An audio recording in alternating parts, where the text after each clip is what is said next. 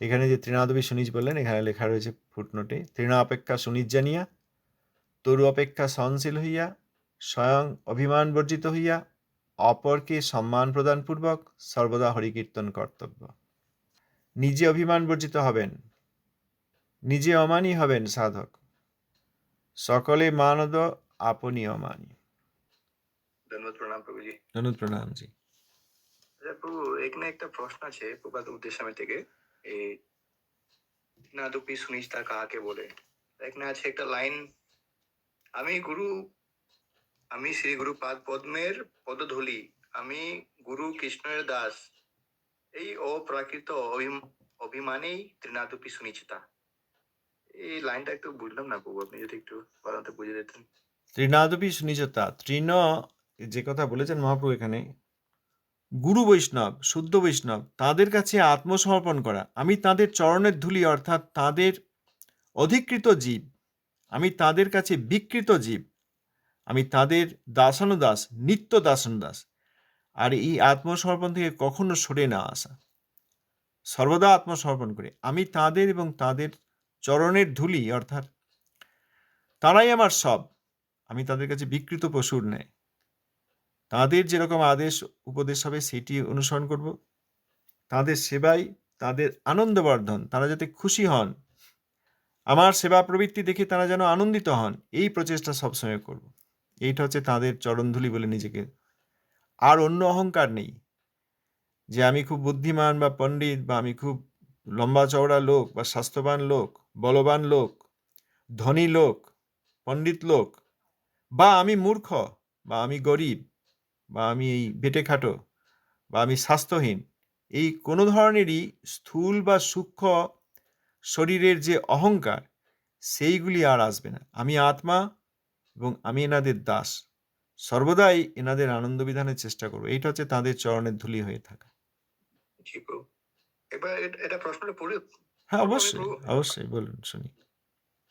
প্রশ্ন 151, question number, page number 113, প্রপাদ উদ্দেশ্যামৃত। প্রশ্ন, তৃণাদপি সুনিচতা কাহাকে বলে? উত্তর, প্রপাদ এখানে বলছেন, উত্তর, বৈষ্ণব সর্বোত্তম হইয়াও নিজেকে তৃণা অপেক্ষা অধম মনে করেন। বাস্তবিক তিনি অধম বা নীচ নহেন, পরন্তু ভগবানের আদরে বস্তু, ভক্ত সকলেরই পূজনীয়, সম্মানীয়। এই জন্য নিজ না বলিয়া সুনিজ শব্দের প্রয়োগ। আমি শ্রী গুরু পাদ পদ্মের পদধূলি, আমি গুরু কৃষ্ণের দাস, এই অপ্রাকৃত অভিমানেই তৃণাদপি সুনিচিতা। জীবে দয়া, নামে রুচি, বৈষ্ণব সেবা, এই তিনটেই মহাপ্রভুর শিক্ষা। তৃণাদপি সুনিচতার অর্থ কপটতা নয়, মুখে বা বাহ্য অভিনয় নিষ্ঠা প্রদর্শন নহে, কিন্তু তৃণাদপি সুনিচতার অর্থ সত্য সত্যে কীর্তনে অধিকার, অর্থাৎ নামে রুচি, শ্রী নামের সেবক অভিমান। গুরু বৈষ্ণব সেবায় তৃণাদপি সুনিচতা, ও বৈষ্ণব নিকটে নিচতা নহে, বৈষ্ণব নিকটে নিচতা, দৈন্য প্রকাশ বা কৃপা ভিক্ষা, যার তার নিকটে দৈন্য করতে নাহি, ইহাই মহাজনের উপদেশ। গুরু বৈষ্ণব বিদ্বেষী পাষণ্ডর নিকটে, রাবণের নিকটে, কিংবা ঢং বিপর নিকটে নিচতা প্রদর্শনের বৈষ্ণব সেবা বা তৃণাদপি সুনিচতা নহে। তাহা দ্বারা কখনো কীর্তন অধিকার বা নামে রুচি হয় না, উহার দ্বারা জীবের প্রতি হিংসা করা হয়। রাম ভক্ত হনুমানজীর লঙ্কার দহনেই প্রকৃত তৃণাদপি সুনিচিতা। এটাই। জি, খুব সুন্দর প্রশ্ন উত্তর প্রভুপাদের উপদেশামৃতে, অনেক বিষয় রয়েছে। এখানে আমি এই জিনিসটা বুঝলাম না, যে যেরকম অভিমানটা একটা, তো এটা নেগেটিভ বস্তু, তো যেরকম আমরা যে কিছু অভিমান করি এটা তো নেগেটিভ। তাই এখানে প্রভুপাদজি বলছেন যে গুরু বৈষ্ণব দাস, এই অপ্রাকৃত অভিমানেই ত্রিনাদপি সুনিচতা, এই জিনিসটা মানে ভালো মতো বুঝলাম না। অভিমান মানেই নেগেটিভ নয়, নেগেটিভ বস্তুর অভিমানটা হচ্ছে নেগেটিভ। যে আমি পুরুষ, আমি মানুষ, আমি স্ত্রী, আমি সুন্দর, আমি অসুন্দর, আমি ধনী, আমি বলবান, আমি পণ্ডিত, এইগুলি, এই যে সূক্ষ্ম শরীরের অভিমান, এই অভিমানগুলো কোথায়? সূক্ষ্ম শরীর থেকে। আর এই আমি মানুষ, এটা সূক্ষ্ম শরীরের অভিমান, কিন্তু মানুষ শরীর এখন আছে বলে, পুরুষ শরীর যাদের আছে, স্ত্রী শরীর যাদের, আমি রূপবান, আমি রূপবতী, আমি ভালো গাইতে পারি, আমি ভালো নাচতে পারি, এইরকম এই অভিমানগুলো নেগেটিভ, কারণ এইগুলো আত্মার অভিমান নয়, এইগুলো এই সূক্ষ্ম শরীর বা স্থূল শরীরের অভিমান, এই জন্য নেগেটিভ। এখানে বলছেন অপ্রাকৃত অভিমান, এইগুলো প্রাকৃত অভিমান হলো। অপ্রাকৃত অভিমান মানে আমি আত্মা, শ্রীহরির বিভিন্ন অংশ, শ্রীহরির নিত্যদাস, অতএব গুরু বৈষ্ণবের নিত্যদাস। এইটা পজিটিভ জিনিসের অভিমান। অভিমান মানেই নেগেটিভ বা অভিমান মানেই পজিটিভ নয়। যদি প্রাকৃত অভিমান হয় তাহলে নেগেটিভ হলো, কারণ সেগুলো তো আর ঠিক নয়। যে আমি 100 কেজি জিনিস তুলতে পারি, এত বলবান। আত্মা তো আর কোনো জিনিস তুলছেন না, প্রাকৃত জগতের সঙ্গে তার কোনো স্পর্শই নেই। সুতরাং যদি এই প্রাকৃত যেসব আমাদের অভিনিবেশ রয়েছে, শরীর অভিনিবেশ বা মন বুদ্ধি অহংকারের অভিনিবেশ, এই সংক্রান্ত অভিমানগুলো নেগেটিভ। আর আত্মার সঙ্গে সংক্রান্ত, আত্মা সংক্রান্ত যেসব অভিমান, সেগুলো অপ্রাকৃত, কারণ আত্মা চিন্ময়, আত্মা বৈকুণ্ঠ বস্তু। এই জন্য আত্মা সম্বন্ধিত যত অভিমান, যে আমি গুরুকৃষ্ণের দাস, সেই অভিমানটা পজিটিভ, সেই অভিমানটা থাকা দরকার। হয়েছে, আমাদের যে বর্তমান অহংকার, এটা নেগেটিভ অহংকার, কারণ এটা প্রাকৃত মন বুদ্ধি অহংকার বা শরীরের অহংকার, ভোগীর অহংকার বা ত্যাগীর অহংকার। আর আত্মারও একটি পরিচয় আছে, সেই পরিচয় অনুসারে তারও একটি অভিমান আছে, সেই অভিমানটা কিন্তু অপ্রাকৃত অভিমান, সেইটা পজিটিভ এবং সেটি দরকার। সেটি হারিয়েছে বলে আজ আমরা বদ্ধ হয়ে আছি। যেদিন আবার সেইটি ফিরে পাবো তখন আমরা মুক্ত হয়ে যাব। যখনই আত্মা জানবে যে আমি গুরুকৃষ্ণের দাস, আমি এই শরীর বা মন বুদ্ধি অহংকারের সঙ্গে আমার কোনো সংস্রব নেই, তখনই তিনি মুক্ত হবেন। অর্থাৎ অভিমান প্রাকৃত আর অপ্রাকৃত। প্রাকৃত অভিমান নেগেটিভ, আপনি ঠিকই বলেছেন, আর অপ্রাকৃত অভিমানটা পজিটিভ। হয়েছে? জি প্রভু, অতি সুন্দর। আচ্ছা প্রভু, আরো একটা লাইন আছে এখানে যে রাম ভক্ত হনুমানজির লঙ্কা দহনেই প্রকৃত তিনাদপি সুনিষ্ঠা, এটা মানে কিরকম হবে এই যে তিনাদপি এই যে সুনিষ্ঠা? প্রভুপাদ তার আগে ব্যাখ্যা করেছেন যে ত্রিনাদবী সুনিচতাটা কোথায়। ত্রিনাদবী সুনিচতাটা কৃষ্ণের নিকট, কৃষ্ণদাসের নিকট, বৈষ্ণবের নিকট, গুরুর নিকট। জগতের লোকের, পাবলিকের কাছে গিয়ে, বাজারে গিয়ে আমি ত্রিনাদবী শুনি, সবাই আমরা রাস্তায় পড়ে আছি, লোকের পায়ে পড়ে আছি, তা ত্রিনাদবী সুনিচতা নয়। এই যে বলেছেন পাষণ্ডের নিকটে, পাষণ্ডের কাছে, ঢং, যেসব বিপ্র, ঢঙ্গ বিপ্র অর্থাৎ প্রকৃত বিপ্র নন, তাদের কাছে। আবার উদাহরণ দিয়েছেন গুরু বৈষ্ণব বিদ্বেষী পাষণ্ড, তাদের কাছে। গুরু বৈষ্ণব যারা বিদ্বেষী তাদের কাছে গিয়ে মহারাজ মহারাজ বা প্রভু প্রভু প্রণাম করা হলো, ও ঠিক নয়। গুরু বৈষ্ণব বিদ্বেষী, তারা ক্রূর ব্যক্তি, তাদের মুখ দেখতে নেই, আমরা আলোচনা করি না প্রায়ই। গুরু বৈষ্ণব বিদ্বেষী পেলে তার মুখ দেখতে নেই, তার কাছে বা ত্রিনাদবী শুনিস কেন হবে, প্রণাম কেন করবে? যার মুখ দেখতে নেই তার প্রণাম কেন করবে? আজকাল তো তা বুঝতে পারছে না কেউ, ওই জন্য যেখানে সেখানে গিয়ে ওই বেশ দেখলেই প্রণাম, উনি সাধু, উনি সন্ন্যাসী। আর দেখুন উনি কি করছেন, প্রভুপাদ বিরোধী কিনা দেখুন। আচ্ছা, তাহলে সেই সব জায়গায় প্রণাম করা, অর্থাৎ এই আত্মসমর্পণের যে বৃত্তি, প্রণাম, সেটি করা উচিত নয়। তাদের কাছে ত্রিনাদবী শুনি, জোরহাট করে দাঁড়ালাম, কিছুই বললাম না, আজকাল যেরকম ত্রিনাদবী শুনিজ বলতে লোকে বুঝেছে, সেগুলি নয়। রাবণের কাছে গিয়ে ত্রিনাদবী শুনিজতা করলে হবে না, ঢঙ্গ বিপ্র যে প্রকৃত বিপ্র নয় তার কাছে করলে হবে না।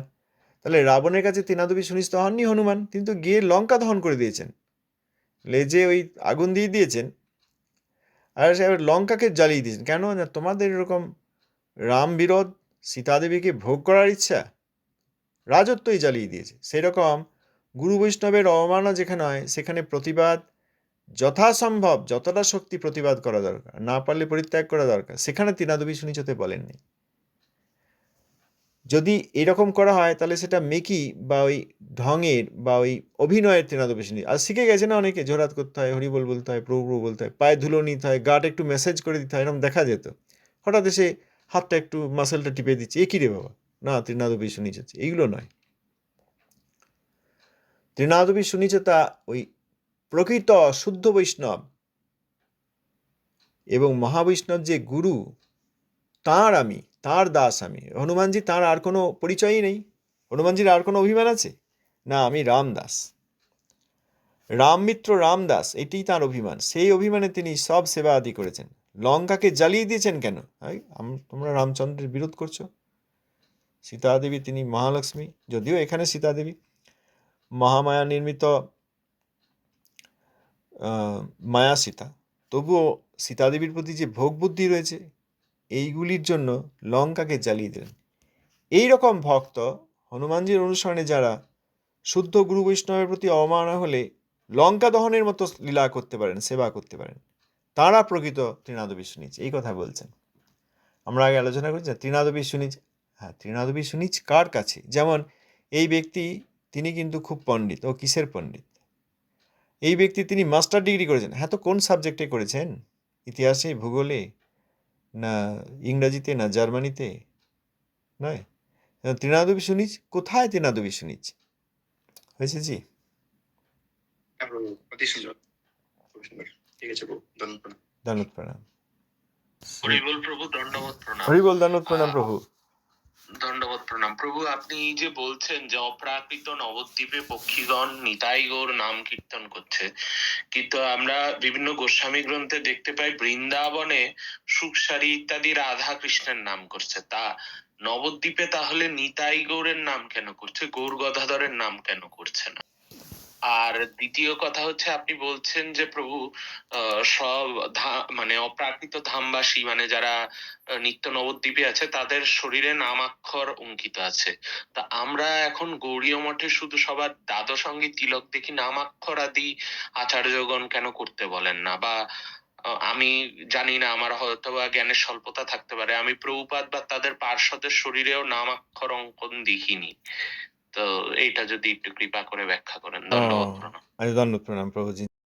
তো তাদেরই কৃষ্ণনিষ্ঠা গৌরনিষ্ঠার জন্য করেন। আচ্ছা, এবার প্রশ্ন হচ্ছে, বৃন্দাবনে সুখসারি রাধাকৃষ্ণের নাম করেন, রাধাকৃষ্ণ গৌর গদাধর নবদ্বীপে, তাহলে তারা গৌর গদাধর করছেন না, গৌর গদাধরের নাম বলছেন কেন? বলছেন না কেন? এটি আপনার প্রশ্ন।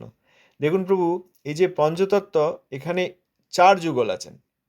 গৌর নিত্যানন্দ এক যুগল, গৌর গদাধর এক যুগল, গৌর অদ্বৈত এক যুগল, আর গৌর শ্রীবাস এক যুগল। শ্রীল প্রভুপাদের বক্তৃতাবলী আদিতে দেখা যায় যে এখানে পঞ্চতত্ত্ব ষড়তত্ত্ব এক হয়ে গেছেন। ভগবান গৌরসুন্দর তিনি স্বয়ং ভগবান, আর এই নিতাই, অদ্বৈত, গদাধর, শ্রীবাস, এনারা 4 জনেই সাধকের বা সিদ্ধের গুরুদেব হতে পারেন। শ্রীবাস ঠাকুর কারোর গুরুদেব হতে পারেন, যারা শ্রীবাস ঠাকুরের অনুগত হয়ে মহাপ্রভুর ভজন করেন। আবার অদ্বৈত আচার্য গুরুদেব, যারা গৌর অদ্বৈত যুগলের সেবা করেন। আবার নিত্যানন্দ প্রভু গুরুদেব, যারা ওই নিত্যানন্দ প্রভুর অধীনে গৌর সুন্দরের সেবা করেন। আবার গদাধর পণ্ডিত গুরুদেব, যারা উন্নত উজ্জ্বল রসে গৌর সুন্দরের প্রদর্শিত পথে রাধা গোবিন্দের সেবা করেন। সেই জন্য গৌর নিত্যানন্দ যুগল এবং সেখানে নিত্যানন্দ প্রভু গুরুদেব, তাদের জন্য যারা শান্ত দাস্য সখ্য এবং বাৎসল্য রসে ভজন করেন। তারপর যারা মধুর রসে ভজন করবেন, তাঁরাও নিত্যানন্দ প্রভুর কৃপা পেয়ে গৌর গদাধর সেবা করবেন। যে নিতায়ের করুণা হবে, ব্রজে রাধা কৃষ্ণ পাবে, এর অর্থ এই যে নিত্যানন্দ প্রভু তিনি মূল গুরুদেব, গৌর সুন্দরীর আরেক রূপ, দ্বিতীয় দেহ। তিনি কৃপা করলে সেই আত্মা গৌর সুন্দরকে প্রাপ্ত হন। আর সেই আত্মা এখন প্রথমে হচ্ছে ভগবত সেবা প্রাপ্তি। নিত্যানন্দ প্রভু তিনি মূল আশ্রয় বিগ্রহ, আর গৌর সুন্দর বিষয় বিগ্রহ। নিত্যানন্দ প্রভু তিনিই ব্রজের বলরাম, মূল আশ্রয় বিগ্রহ, আর কৃষ্ণচন্দ্র বিষয় বিগ্রহ।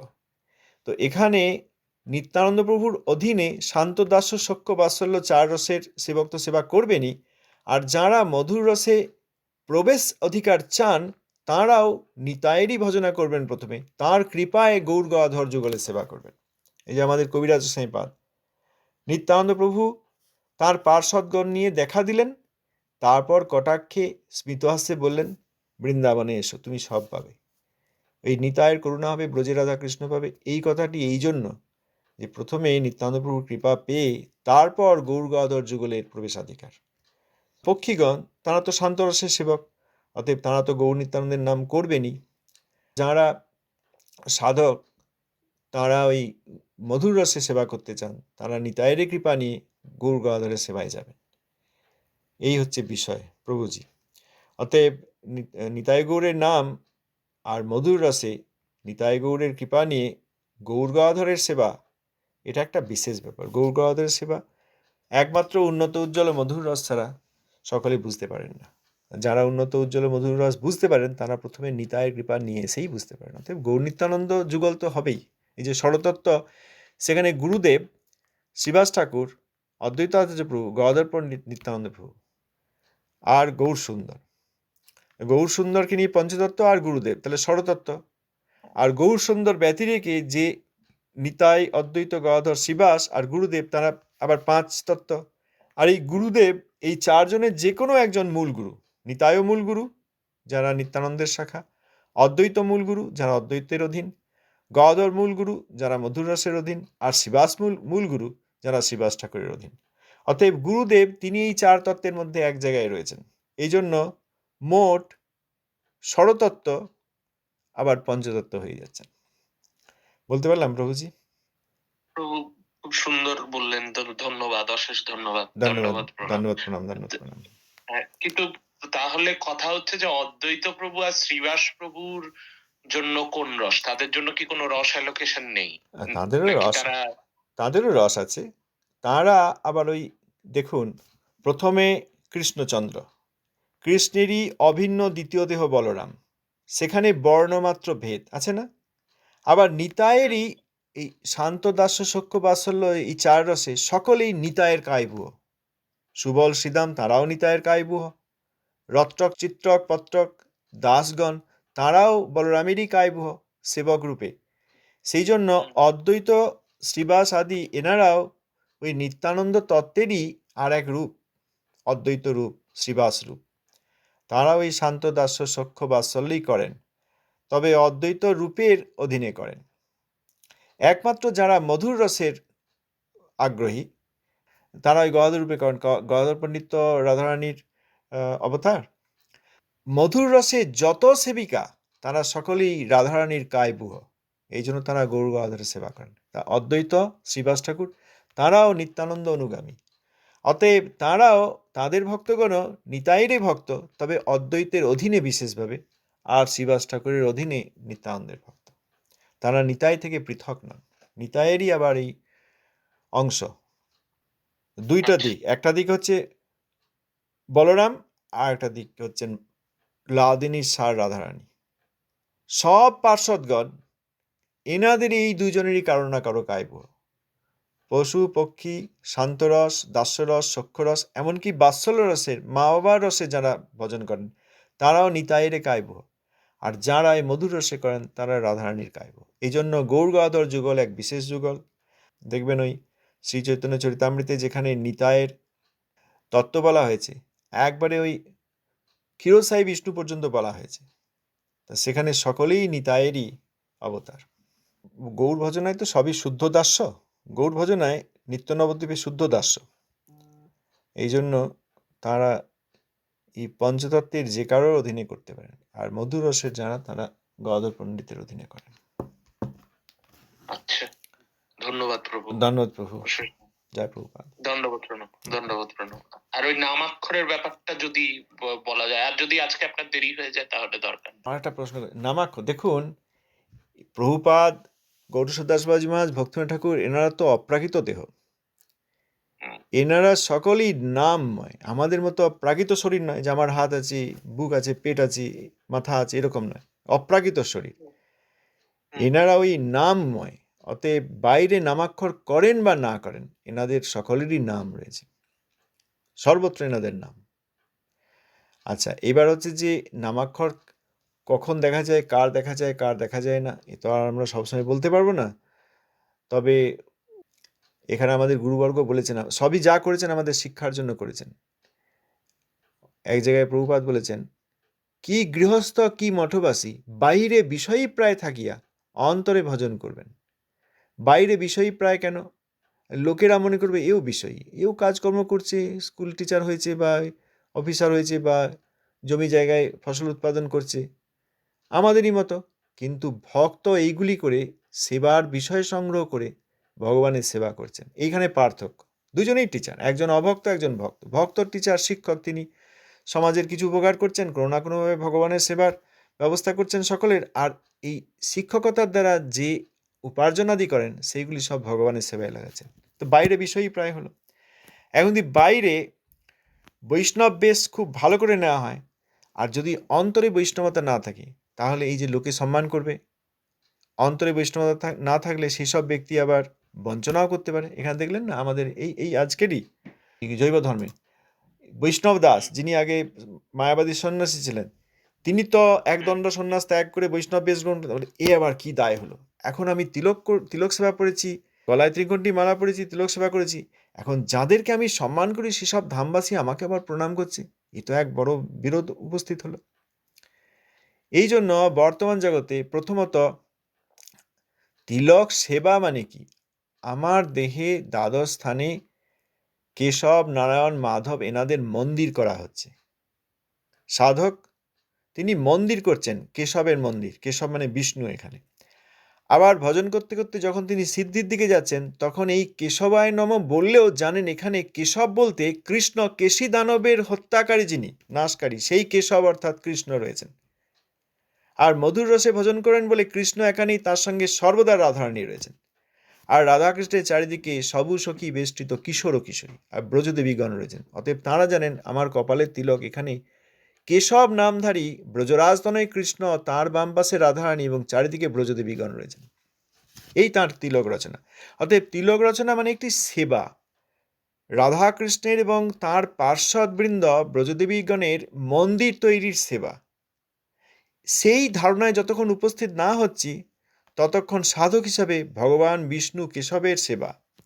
কিন্তু কোনোভাবেই যেন তিলক সেবা করেছি, অতএব অনেক লোকে বৈষ্ণবের একটা সম্মান থাকে, আমাকে এখন বৈষ্ণব বলে সম্মান করবে বা করুক, এবং কোনো কোনো ক্ষেত্রে যেহেতু সম্মান করছে আমি কিছু সুবিধা নিতে পারি, তাহলে তো তিলক সেবার বিরোধ হয়ে গেল, তিলক সেবার যে মূল উদ্দেশ্য সেটি হলো না, সফল হলো না। অতএব প্রভুপাদ এই জন্য বলছেন যে বিষয়ই প্রায় বাইরে থেকে অন্তরে ভজন করবেন। তিলক সেবায় করতে হবে, কিন্তু তার সুবিধা যেন না নেওয়া হয়, জগৎ যে সমাজ যে সুবিধা সেটা যেন না নেয়। সেই জন্য নামাক্ষর আদি করলে এটি আরও অধিক হবে। বাপরে, এমন একজন ব্যক্তি নাম দাদুর সঙ্গে তিলক, সব জায়গায় নামাক্ষর। এখন যদি অন্তরে তাদের শুদ্ধান্তকরণ না হয়, হৃদয় গৌর নিত্যানন্দের প্রেমে উদ্ভাসিত না হয়, তাহলে বাইরেই সাজানো হলো। যাতে আমরা সাধক জীব এইটা না করি, সেই জন্য আমাদের আচার্যবর্গ ওই নামময় তাদের অপ্রাকৃত শরীর হলেও নামাক্ষর আদি সর্বদা অঙ্কন করেননি। হয়েছে প্রভুজি? হ্যাঁ, বুঝতে পারলাম। কারণ সবই তো জীব শিক্ষার জন্য তারা করছেন, এই জন্য নামাক্ষর করেননি। তারপর মধুর রসের কথা বিভিন্ন জায়গায় বলেননি, কোথাও যদি কোনোভাবে প্রকাশিত হয় সেগুলি সম্বরণ করে নিয়েছেন। আমাদের আছে ব্রজমণ্ডলের ডায়েরি আছে, সেখানে এরকম আছে প্রভুপাদের ভাব অবস্থা উপস্থিত, মানে তিনি তো সর্বদা মহাভাবময়, কারণ তিনি তো ব্রজদেবী সেখানে, কিন্তু ওই রকম পরিস্থিতি এলেই সঙ্গে সঙ্গে তিনি সেটা সংকোচন করে সম্বরণ করে নিচ্ছেন। এমনকি বৃন্দাবনেও সম্বরণ করে নিচ্ছেন, কারণ বিভিন্ন প্রকারের ব্যক্তি আছে, তারা যেন দেখে না ফেলে। অতএব ভাব, নামাক্ষর এগুলো তো একই। নামাক্ষর মানে কি? যে আমাদের দেবী, তিনি কৃষ্ণ ছাড়া ভাবতে পারেন না, কৃষ্ণ ছাড়া থাকতে পারেন না, তিনি সর্বদা কৃষ্ণময়ী। সেই ভাবই তো এই ব্রজদেবীদের মধ্যেও প্রভুপাদ যে নন্দব্রজে তিনি যে নয়নময়ী, তার মধ্যে সেই ভাবই তো রাধারানীর অনুসরণে। কিন্তু আচার্য হিসাবে সবসময় সেটা বাইরে দেখাননি। তাহলে আমরা শিখে নেবো না, আমরা ওরকম নামাক্ষর করবো, বেশ তিলক করবো, এবার লোকে আমাকে বৈষ্ণব বলে বাড়িতে ডেকে লুচি খাওয়াক, এই ধারণা হবে। ঠিক। আমাদের মতো মূঢ় ব্যক্তিকে এই অন্তরের শুদ্ধিকরণের দিকে তারা বিশেষ গুরুত্ব দিয়েছেন। আর কণ্ঠীমালা যেটা থাকতে হয়, তুলসী মালা মানে লোক দেখানো নয়, তুলসী মালা মানে হে তুলসী দেবী, আপনি আমাকে কৃষ্ণচরণে সমর্পণ করুন, এখন থেকে আমি আপনার চরণে থেকে বিকৃত পশুর ন্যায়, পশু বিক্রয় হয়ে গেলে যেমন তার আর পূর্বাবস্থা বা তার বর্তমান জীবন নিয়ে কোনো কিছু বলার থাকে না, গরুকে যখন খেতে দেবেন মালিক তখন খাবেন, তাছাড়া কিছু করার নেই। সেই রকম হে তুলসী দেবী, আপনি আমাকে শ্রীকৃষ্ণ চরণে অর্পণ করুন, এইটা হচ্ছে তুলসীর মালা পরা। এর বাইরে আর অন্য কোনো কিছু হলে যে আমার তুলসী মালা না দেখলে এরা যে আমাকে ভক্ত বলে চিনতে পারবে না, হতে পারে না যে ভালো করে তুলসী মালাটা মোটা করে গলায় থাক, তবে তো এখানে ভক্ত সমাজে সবাই দেখবে যে আমি ভক্ত, এটা হলেও হবে না।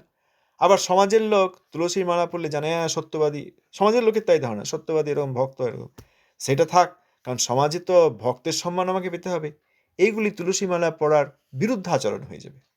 ওই জন্য যেটা দরকার বৈষ্ণবের, এই তুলসী মালা পড়ে হে তুলসী মালে আপনি আমাকে কৃষ্ণচরণে সমর্পণ করুন, আর তিলক সেবা করে এইখানে আমি আমার প্রভুর মন্দির নির্মাণ করেছি। এর বাইরে যেন সামাজিকতা বা সুবিধা পাওয়া বা বৈষ্ণব বেশ ধারণ করে বঞ্চনা করার, নিজেকে এবং অপরকে বঞ্চনা করার দুর্বুদ্ধি না হয়। এই জন্য আমাদের গুরুবর্গ এইগুলোতেই আমাদেরকে, এই শিক্ষায় আমাদেরকে দিয়েছেন। হয়েছে প্রভুজি?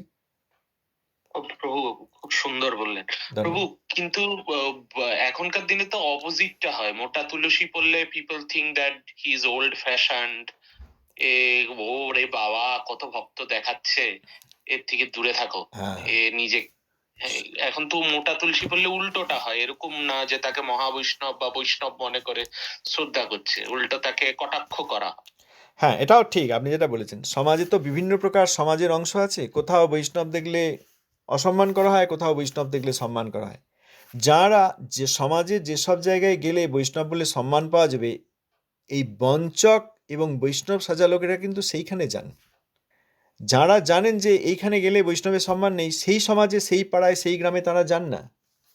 তারা ভালো করে জানেন যে কোথায় গেলে পেট ভরে লুচি পাবো, কোথায় গেলে প্রণাম পাবো, প্রণামী পাবো এবং আমাকে থাকতে বলবে, কিছু অনুসরণকারী হবে। তারা ভালো করে জানেন, বেছে বেছে সেই জায়গায় যান। তারা ভালো করে জানেন যে তুলসীর মালা পরে কাদেরকে বঞ্চিত করা যায়, কাদের কাছ থেকে সম্মান পাওয়া যায়, তারা বেছে বেছে সেই জায়গাতেই যান। বলতে পারলাম?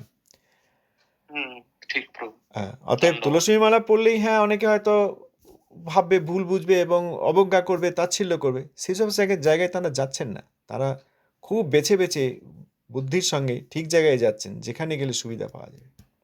সেইটি যেন আমরা কখনো না করি, এই জন্য আমাদের গুরুবর্গ ওই যেটুকু দরকার ভজনের জন্য সেই ত্রিকণ্ঠী মালা আর এই তিলক সেবা দিয়েছেন। অন্যান্য বিশেষ দেখেন, তবে অনেক বৈষ্ণবের ক্ষেত্রে দেখা যায়। আবার এই ধ্যানেতে করা হয় সেবা, ধ্যানে গুরুদেবের সেবা করছেন, বক্ষে শ্রী রাধা লিখে দিলেন, এরকমও দেখা যেতে পারে। শ্রী রাধা কৃষ্ণ লিখে দিলেন, কারণ তারা তো নামময়। প্রকাশটা এই নাম ছাড়া থাকতে পারছি না, তার নামকে ভালোবাসেন, এই রকম যারা সাধক বা সিদ্ধ বৈষ্ণব, তারা সর্বত্রই নামময়।